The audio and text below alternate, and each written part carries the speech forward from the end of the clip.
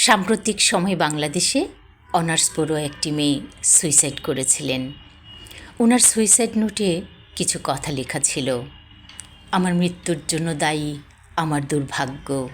এই দুনিয়া থেকে আমার মন উঠে গেছে, তাই আমি চলে যাচ্ছি। কিন্তু ভাগ্যের কি নির্মম পরিহাস, যে দুর্ভাগ্য আর দুনিয়ার প্রতি বিতৃষ্ণার কথা বলে যে মেয়েটি আত্মহতি দিল, দুনিয়া ছাড়ার পরও তিনি ধর্ষিত হলেন মর্গে। ধিক্কার জানাই সেই সব বিকারগ্রস্ত মানুষরূপী পশুদের, যারা এই ধরনের ভিন্ন মানসিকতাকে লালন করে মানুষের কাতারে চলাফেরা করেন। আমার আজকের কবিতা, মর্গেও ধর্ষিত হয় নারী দেহ। মৃতদেহের চোখেও ভয়, কারণ ধর্ষকের নখ এখনো ধারালো।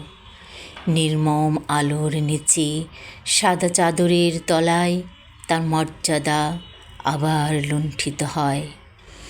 যে শরীর নিস্তব্ধ, সেই নীরবতাকেও তারা অপমান করে হিংস্র কৌতূহলে। এ যেন পাপেরও পরপারে পাপ, যেখানে মৃত্যু মুক্তি নয়। শ্বাসহীন বুকেও তারা খোঁজে অধিকার, দখল, আধিপত্যের হাহাকার। মানবতার ময়না তদন্তে ধরা পড়ে সভ্যতার নোংরা রক্তের দাগ।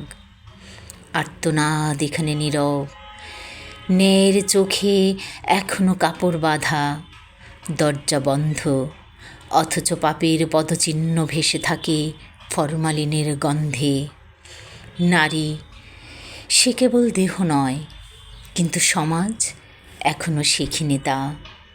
মৃত নারীও তাদের কাছে বস্তু, ভোগের শেষ প্রতীক।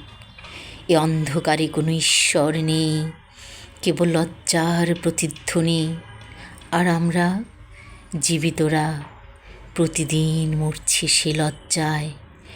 একটু একটু করে নিজেদের মর্গে রেখে আসি অভিশপ্ত সভ্যতার পতাকা হাতে। ধন্যবাদ সবাইকে। সবাই ভালো থাকবেন, সুন্দরের সাথে থাকবেন।